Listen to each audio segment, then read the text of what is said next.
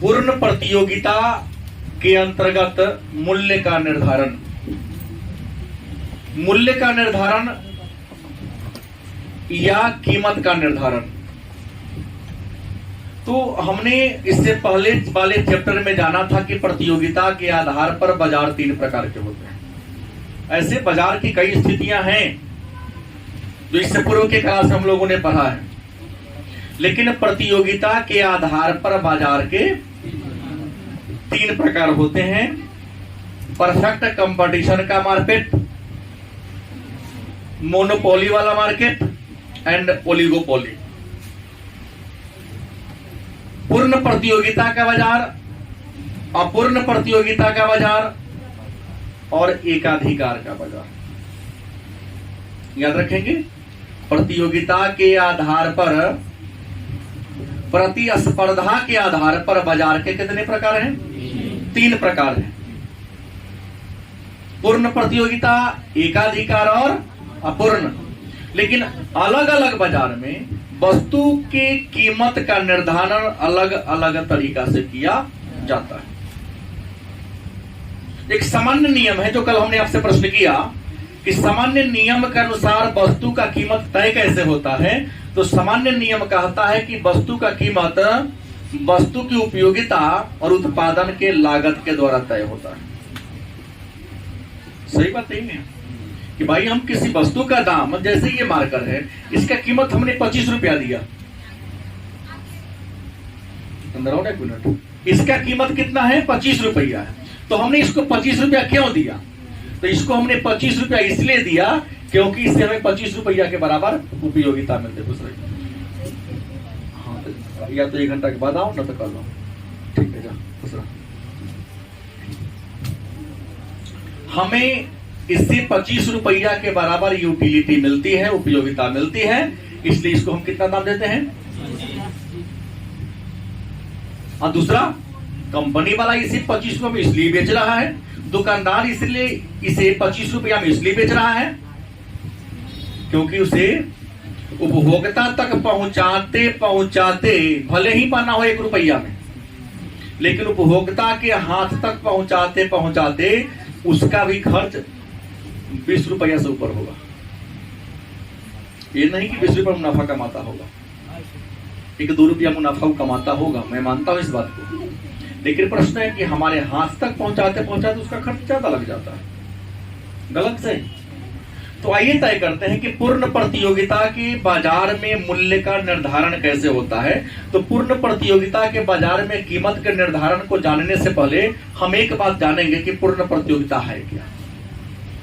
हालांकि उम्मीद है कि सारे बच्चे इस बात को जान रहे हैं कि पूर्ण प्रतियोगिता है क्या, या पूर्ण प्रतियोगिता कहते किसे। क्या जी, हमने क्या कहा है कि पूर्ण प्रतियोगिता बाजार की वह स्थिति है, पूर्ण प्रतियोगिता बाजार की वह स्थिति है जिसमें एक वस्तु के अनेक सारे उत्पादक और अनेक सारे विक्रेता होते हैं। वस्तुएं समरूप होती हैं, क्रेता न तो विक्रेता को प्रभावित कर सकता है और विक्रेता भी क्रेता को प्रभावित। इस प्रकार की स्थिति को हम पूर्ण प्रतियोगिता का बाजार के नाम से समझ में आ गई होगी। लेकिन प्रश्न है कि पूर्ण प्रतियोगिता, याद रखें कि सैद्धांतिक धारणा है। पूर्ण प्रतियोगिता कैसी धारणा है? सिद्धांत की बात है, व्यवहारिक बात नहीं है। पूर्ण प्रतियोगिता कैसी धारणा है? तो पूर्ण प्रतियोगिता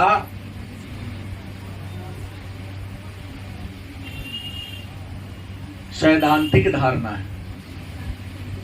कहोगे सर पूर्ण प्रतियोगिता सैद्धांतिक धारणा है क्या है? तो पूर्ण प्रतियोगिता केवल सिद्धांत में होता है कि न तो क्रेता विक्रेता को प्रभावित कर सकता है और न ही विक्रेता क्रेता को। और हम कहते हैं कि यदि कच्चा वस्तु है, कच्ची सामग्री खराब होने वाला है और आप 20 रुपया खरीदे हैं, अगर आज नहीं बिका तो कल सड़ जाएगा, नष्ट हो जाएगा, बर्बाद हो जाएगा, और ग्राहक कह रहा है कि 10 रुपये में दीजिएगा, तो सोचते हैं कि जो ही पूंजी निकल जाए फायदा ही फायदा है। तो कई बार देखो, व्यवहारिक बात बोलो, सैद्धांतिक बात नहीं है। कई बार अगर वस्तु फंस जा रहा है, जाड़ा का समय लास्ट आ गया है, 1000 में स्वेटर बिकता था, उसका क्रय मूल्य 800 रुपया है, सीजन लास्ट हो रहा है, 2-4 पीस बच गया है, दुकानदार को कई बार उसको 700 में बेच देता है, क्योंकि 700 पूंजी तो निकल गया ना, उस 700 से मैं और ज्यादा रुपया कमा सकता हूं। गलत सही। तो पूर्ण प्रतियोगिता एक सैद्धांतिक धारणा है कि क्रेता न तो विक्रेता को प्रभावित करता है और विक्रेता क्रेता को प्रभावित नहीं करता है, लेकिन मैं करता प्रभावित करता है। हाँ, पूर्ण प्रतियोगिता के बाजार में व्यवहारिक बात होता है, अचानक वस्तु की उपलब्धता कम करा देगा और वस्तु की उपलब्धता कम करा कर ज्यादा कीमत ले लेगा। प्रभावित नहीं किया तो आप लोग अभी छोटे रहे होंगे, 2013-14 की कहानी। अचानक एक र्यूमर फैल गया झूठा कि नमक का कीमत अचानक 50 रुपए 60 रुपए हो गया। सारे लोग, जबकि 8 रुपए 7 रुपए किलो नमक था, सारे लोग क्या किया, बोरी क्या बोरा नमक खरीदना शुरू कर दिया। कुछ दुकानदार 8 रुपये केजी बिकने वाला नमक 15 रुपये केजी, खरीदने वाले खुश होते, अरे कल से तो 60 रुपये होने वाला है, हम तो 15 रुपये खरीद लिए। कहा अरे हम तो दामे के दाम खरीद लिए। रीजन ये था कि कोटा में नमक सरकार बंटवारा करने लगी थी। कोटा में 8 रुपए प्रति केजी बिकता था, दुकान में 10 रुपए केजी बिकता था, दुकानदार का स्टॉक बढ़ता जा रहा था, जैसे कि 2 महीना पहले पार्ले जी के हुआ था। कुछ नहीं है, बिजनेस में जो चाहेगा वैसा आपको घुमा लेगा। इसलिए कहा कि सैद्धांतिक धारणा है। आज से 2-3 महीना पहले अफवाह फैला करके पूर्ण प्रतियोगिता के बाजार में भी विक्रेता क्रेता को प्रभावित कर देता है। तो हमने कहा कि सैद्धांतिक धारणा है, बात गलत है कि सही है? नमक वाला बात पुराना हो सकता है, इसमें 2 ही आदमी जो जानता है, कि हम काजल के दादाजी, 2 आदमी जानते हैं, क्योंकि ये कहानी नहीं, आप लोग बच्चे रहे होंगे, जानते थे। हाँ, अचानक नमक का कीमत है, हम तो कहीं देखे गौशाला वाला में लोग हुमच उमच के ले जा रहा था, उधर से लौटे तो हम कह दिए थे कुछ लोगों के, डीएम साहब का गाड़ी घूमेगा, अनाउंसमेंट होगा कि नमक की कोई कमी नहीं है, कुछ लोगों का षड्यंत्र है, कई दुकानदार पिटाएगा। सही वही हुआ, कई दुकानदार फिरने से वापस करने से इनकार किया, तो जो ग्राहक था उसको पीटा कि नमक का 10 रुपए तो हमको 16 रुपए दिया था, एक्स्ट्रा पैसा लाओ। कह रही। तो हमने कहा कि मूल्य पूर्ण प्रतियोगिता में मूल्य निर्धारण सैद्धांतिक मामला है, सैद्धांतिक धारणा है। तो यह प्रश्न है कि पूर्ण प्रतियोगिता में मूल्य के निर्धारण का सिद्धांत, तो जान लीजिए पूर्ण प्रतियोगिता में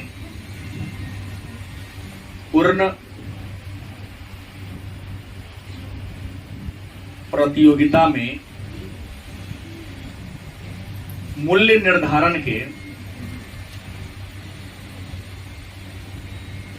सिद्धांत की बात करते हैं तो पूर्ण प्रतियोगिता में मूल्य निर्धारण के 3 गो सिद्धांत हैं। कितने सिद्धांत हैं? पूर्ण प्रतियोगिता के बाजार में मूल्य निर्धारण के कितने सिद्धांत हैं?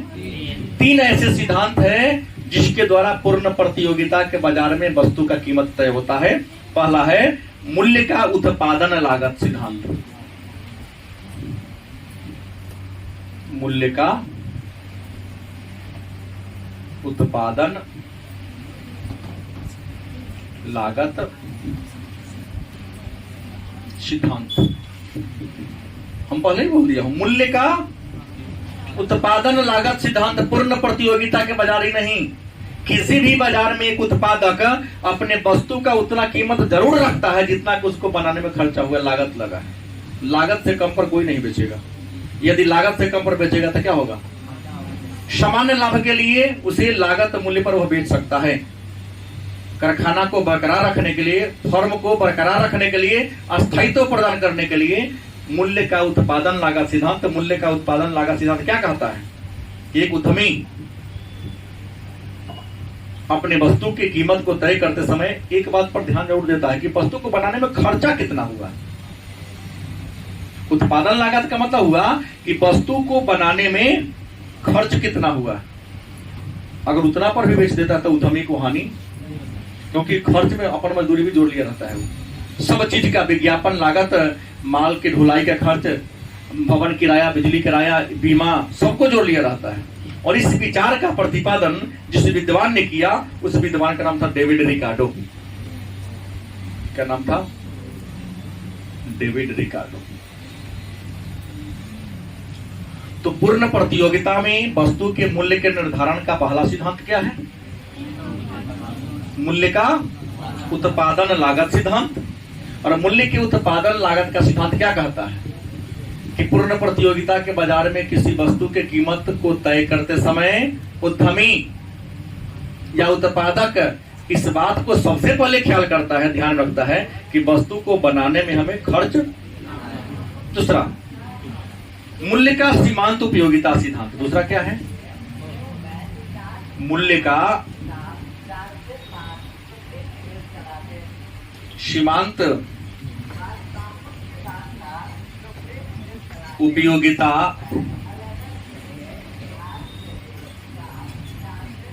सिद्धांत क्या है? मूल्य का सीमांत उपयोगिता सिद्धांत। विद्वान कहते हैं कि पूर्ण प्रतियोगिता के बाजार में एक उद्यमी या एक उत्पादक या एक साहसी क्या किसी वस्तु के कीमत को तय करने में क्या ध्यान देता है? तो ध्यान देता है कि मूल्य का सीमांत उपयोगिता, कि जितना हम वस्तु का दाम तय करेंगे उस वस्तु की सीमांत उपयोगिता उतनी है कि नहीं।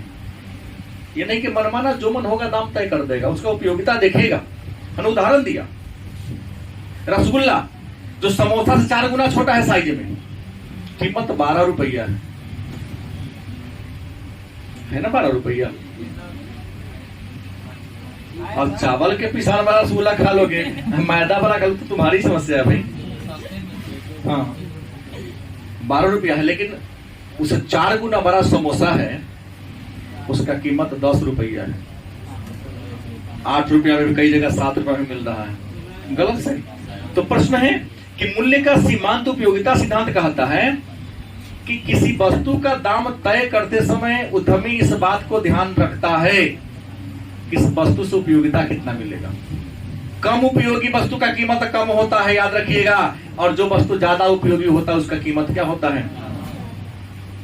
जिस वस्तु का उपयोगिता एक बार में खत्म हो जाए, एक बार यूज की उपयोगिता नष्ट हो गई, उसका कीमत कम होता है। और जिस वस्तु को बार बार उपयोग किया जा सके उस वस्तु का कीमत क्या होता है? ज्यादा होता है। गलत सही? तो प्रश्न यहां ये है कि मूल्य का सीमांत उपयोगिता सिद्धांत पूर्ण प्रतियोगिता के बाजार में मूल्य के निर्धारण करने का एक सिद्धांत है, जो सिद्धांत कहता है कि एक उद्यमी या एक उत्पादक वस्तु के कीमत को निर्धारित करते समय, माने वस्तु के डिब्बा पर कीमत लिखते समय ध्यान देता है कि हम इसका कीमत तय करें तो उपभोक्ता को एक कीमत के बराबर यूटिलिटी मिलेगी कि नहीं। पार्ले जी 3 रुपया में बिकता छोटा वाला, गलती की सही? या आप बहुत प्रकार के बिस्किट है, एक गुड डे का छोटा डिब्बा 5 रुपए में देता है, उसमें 7 या 8 पीस होता है, 6 पीस होता है, ठीक है, 6 पीस होता है। कभी आप एक बिस्किट आता है, नहीं भाई एक ही पीस उसमें होता है, हमको नाम याद नहीं आ रहा है, वो भी बिस्किट है। बिस्किट का नाम लेते ही बच्चों के मन में थोड़ा सा नहीं चहल पहल हो गया। ब्लैक टाइप का होता है, ओरियो, ठीक है, 2 रहता है। एक और भी है जिसमें एक ही पीस रहता है, नाम मुझे याद नहीं आ रहा है, वो अलग बात है, ठीक है। ओरियो में 2 पीस रहता है,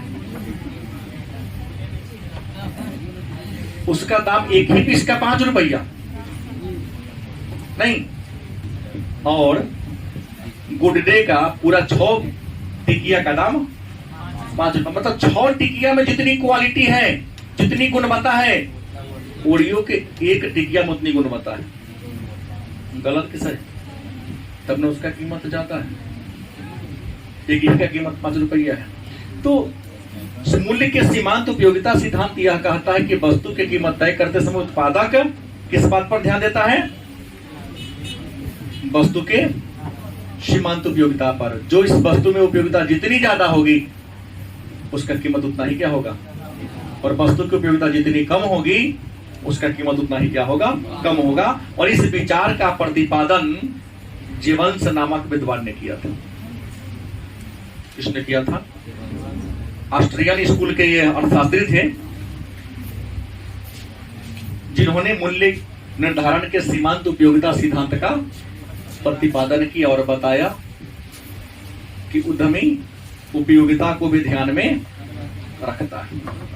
तीसरा है मूल्य का सामान्य सिद्धांत। मूल्य का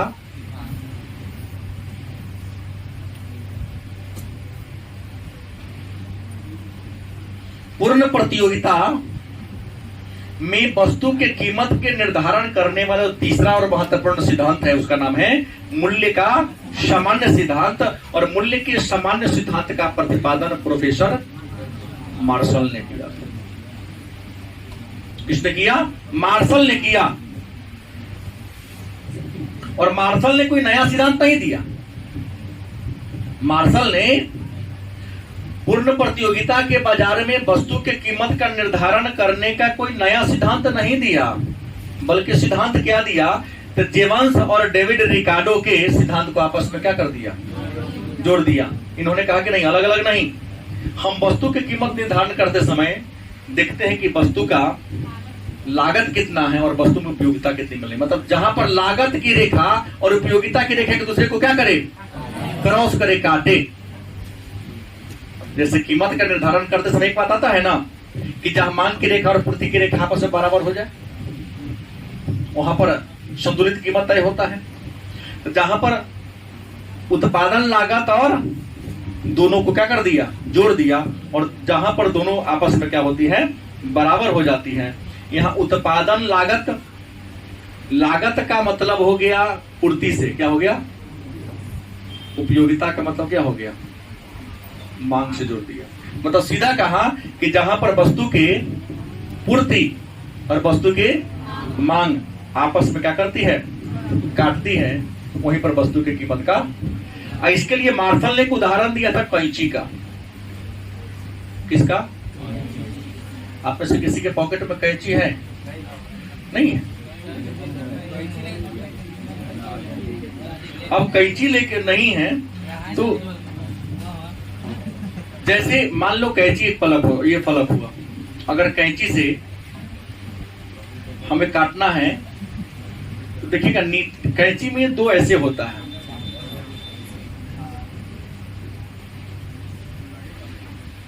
एक यहाँ अंगूठी ये पकड़ने वाला होता है कि नहीं होता है? ऐसे होता है। तो इसको दोनों, ये दोनों को दबाएंगे तो क्या होगा? दबाएंगे तो दोनों क्या होगा? और फैलाएंगे नहीं, दबाएंगे तो यहां सटेगा, दबाएंगे तो क्या होगा? मतलब सीधा कहता है कि ये सिरा को फैलाएंगे तो ये वाला मात क्या होगा? दबेगा। इसको दबाएंगे तो ये वाला मात क्या होगा?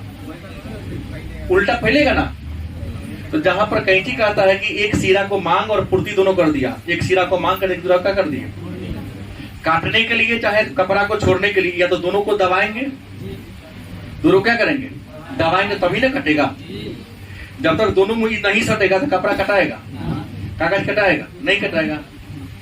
तो कैंची के फलक से अगर किसी वस्तु को काटना है तो पीछे वाला दोनों सिरा, मतलब मांग और पूर्ति, इसको मान लीजिए, तो दोनों क्या करना? वो सटाना पड़ेगा। तो जहां पर जगह पर मांग और पूर्ति आपस में सट जाए, बराबर हो जाए, वहीं पर वस्तु की कीमत का क्या हो जाएगा? तय हो जाएगा। इस बात को किसने कहा?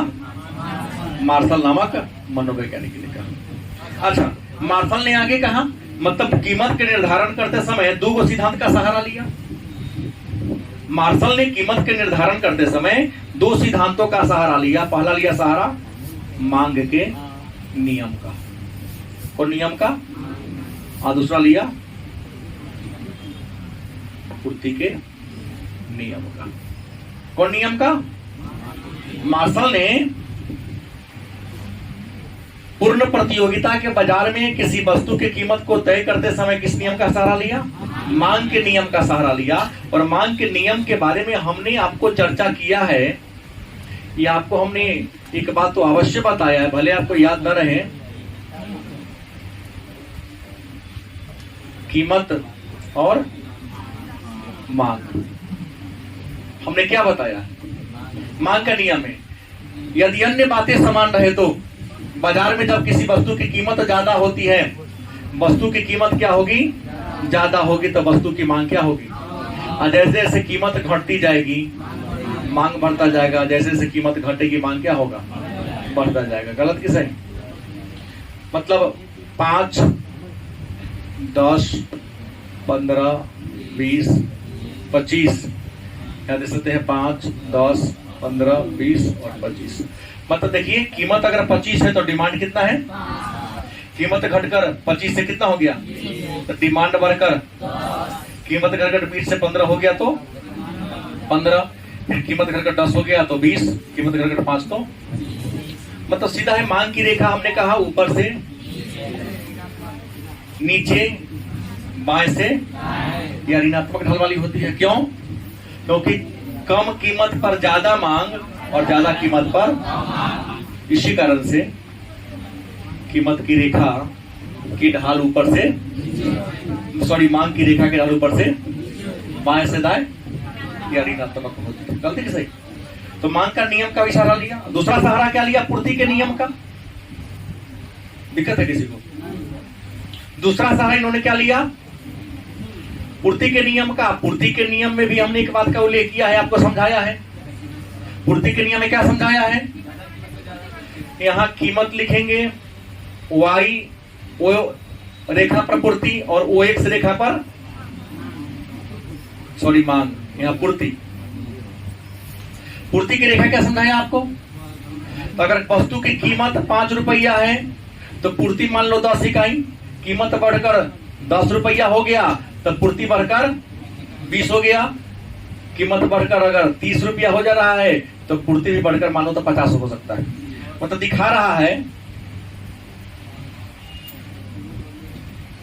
कि जैसे जैसे वस्तु की कीमत बढ़ती जाती है, 5 रुपया था तो पूर्ति 10, पूर्ति कीमत हो गया 10 तो पूर्ति, कीमत हो गया 30 तो पूर्ति हो गया। माने दाम कम रहता है तो व्यापारी या बिजनेसमैन बाजार में सामान कम लाता है, और जैसे जैसे दाम बढ़ता जाता है तो कोल्ड स्टोर से वस्तु ज्यादा मार्केट में लाना शुरू करता है। तो कम कीमत पर कम पूर्ति, ज्यादा कीमत पर। तो पूर्ति की रेखा मिला दो इसको, नीचे से बाएं से दाएं से, बाएं से नीचे से बाएं से ऊपर उठता हुआ आई नीचे। तो कीमत पूर्ति के नियम और मांग के नियम का सहारा लिया, और आगे कहा कि जहां मांग की रेखा, कौन रेखा? मांग की रेखा देख लीजिए यहां आ रही है, यहां कीमत और यहां क्या है? मात्रा। मांग की रेखा DT, गलती के सही, और जो नीचे ऊपर जाएगी इसको हम SS कहेंगे। इसे क्या कहेंगे?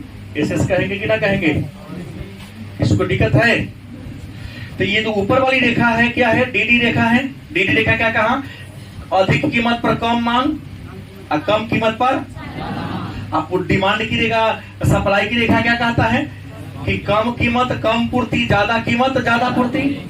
लेकिन यहाँ क्या देखिए, तो यहाँ डिमांड लाइन और सप्लाई लाइन यहाँ पर काट रही है ना, इसको हम E बिंदु दे देंगे। तो पूर्ण प्रतियोगिता के बाजार में वस्तु कीमत कहाँ तय होगा? तो जहां पर डिमांड की रेखा एंड सप्लाई की रेखा एक दूसरे को क्या कर देंगे, यहीं पर पूर्ण प्रतियोगिता में। मतलब सीधा कह दिया जाए कि मांग और पूर्ति के संतुलन बिंदु पर। तो सब बात को समझने के बाद एक ही बात हमको पता चला कि पूर्ण प्रतियोगिता के बाजार में वस्तु की कीमत का निर्धारण कहां होगा?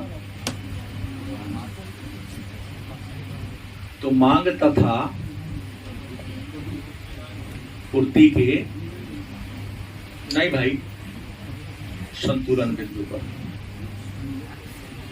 इस बिंदु पर मांग तथा पूर्ति के संतुलन बिंदु पर पूर्ण प्रतियोगिता के बाजार में वस्तु की कीमत का निर्धारण। मेन बात वो इतना ही है।